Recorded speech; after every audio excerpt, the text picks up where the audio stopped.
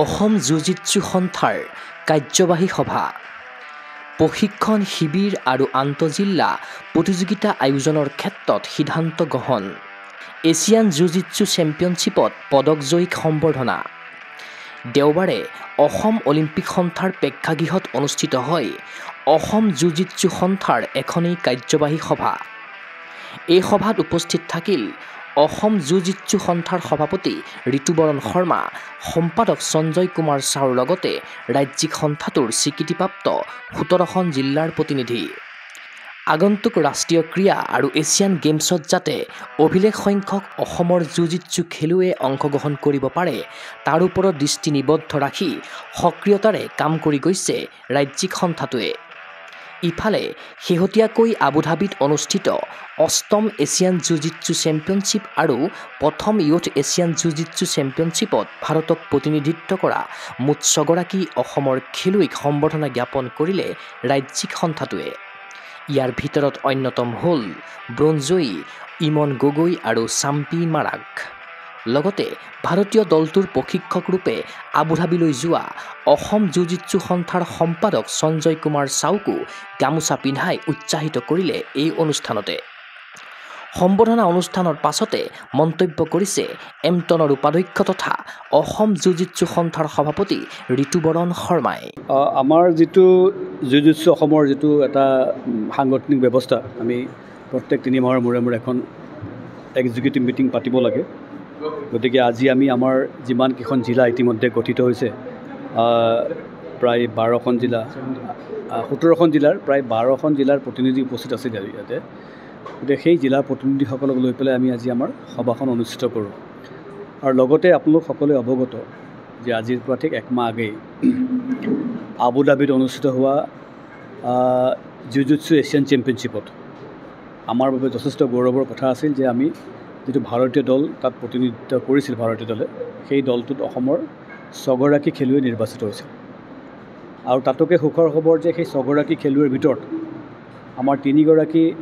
খেলুৱৈ ব্ৰঞ্জৰ পদক লভিবলৈ সক্ষম হ'ল আৰু বাকী খেলুৱৈসকলেও যিটো আমাৰ ৰেংকিং হয় যিটো এছিয়ান ৰেংকিং হয় সেই ৰেংকিঙত কোনোবাই ৫ম স্থান কোনোবাই ৯ম স্থান পাবলৈ সক্ষম হৈছে গতিকে আমাৰ সকলোৰে কাৰণে যথেষ্ট উৎসাহৰ বতৰা আমি সকলোৱে জানো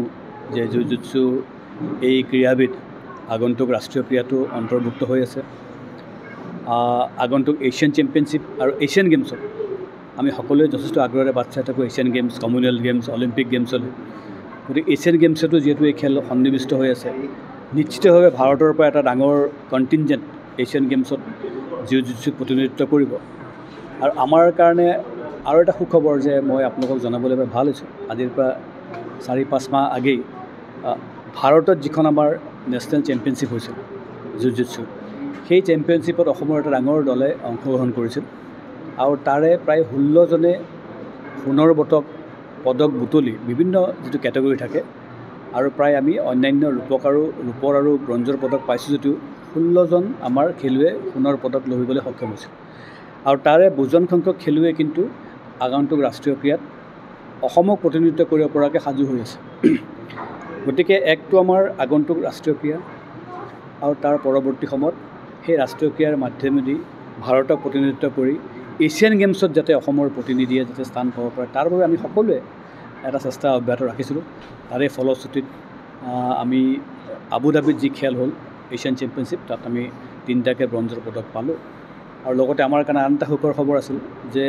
আবুধাবিত যিটো ভাৰতীয় দল গৈছিল সেই ভাৰতীয় দলক মুখ্য প্ৰশিক্ষক হিচাপে আমাৰ অসম জুজিৎসু সন্থাৰ সাধাৰণ সম্পাদক তথা অসমৰ এগৰাকী আগশাৰীৰ ক্ৰীড়া সংগঠক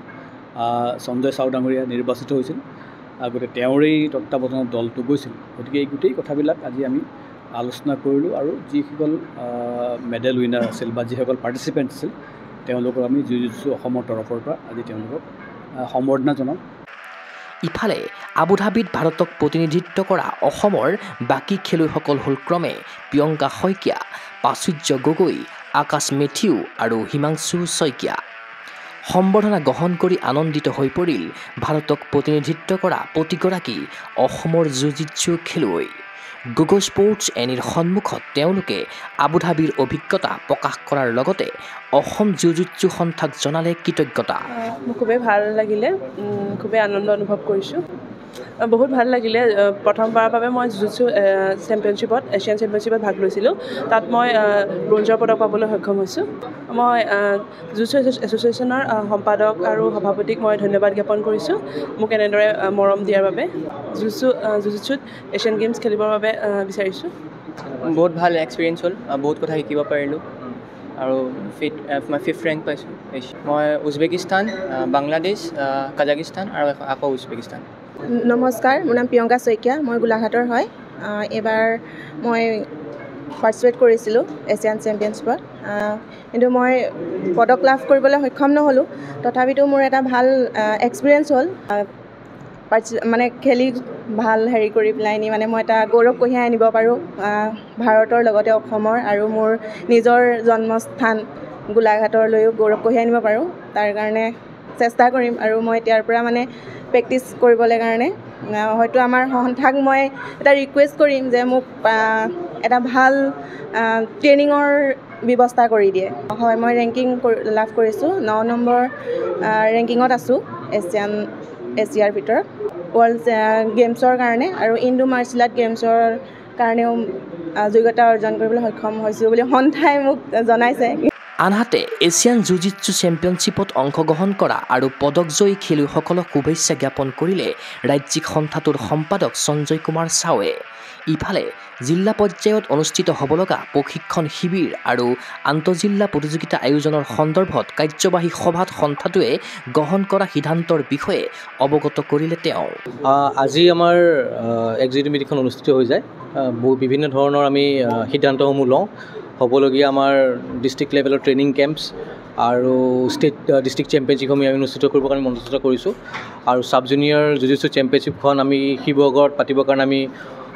ইতিমধ্যে সিদ্ধান্ত গ্ৰহণ কৰিছোঁ। ছিনিয়ৰ্ছখন আমি গুৱাহাটীতে কৰিম, যিহেতুকে ছিনিয়ৰ্ছখনৰ পৰাই আকৌ এবাৰ নেশ্যনেলছলৈ যাব আৰু অহা বছৰ হ'বলগীয়া নেশ্যনেল চেম্পিয়নশ্বিপ এণ্ড নেশ্যনেল গেমছৰ কাৰণে কোৱালিফাই কৰিব লাগিব। এটা ইম্পৰ্টেণ্ট চেম্পিয়নশ্বিপ হ'ব, আমি সেইখন গুৱাহাটীতে কৰিম। বিভিন্ন বিষয়ত আহিছে, সকলো প্ৰতিনিধি আমাৰ অসমৰ বিভিন্ন জিলাৰ পৰা প্ৰতিনিধিসকল প্ৰতিনিধিত্ব কৰিছে আৰু লগতে আমাৰ হৈ যোৱা 8 এছিয়ান চেম্পিয়নশ্বিপৰ মেডেলিষ্ট আৰু পাৰ্টিচিপেটেড খেলুৱৈসকলক আমি ৰাজ্যিক সন্থাৰ পৰা আমি সম্বৰ্ধনা জনালোঁ। ক্ৰীড়া অনুৰাগীৰ আশা, অসম জিউ-জিটছু সন্থাৰ সভাপতি ঋতুবৰণ শৰ্মা আৰু সম্পাদক সঞ্জয় কুমাৰ চাওৰ বলিষ্ঠ পদক্ষেপত দোপতদোপে আগবাঢ়ি যাওক অসমৰ জিউ-জিটছু ক্ষেত্ৰ। সমাগত ৰাষ্ট্ৰীয় ক্ৰীড়াৰ উপৰি এছিয়ান গেমছৰ দৰে গুৰুত্বপূৰ্ণ টুৰ্ণামেণ্টত পদক জয়েৰে ৰাজ্যৰ জিউ-জিটছু খেলুৱৈয়ে অসম তথা ভাৰত মাতৃক কৰক গৌৰৱৰ ভাগিদাৰ। চিন্ময় বৰাৰ প্ৰতিবেদন, গুগো স্পৰ্টছ এনি।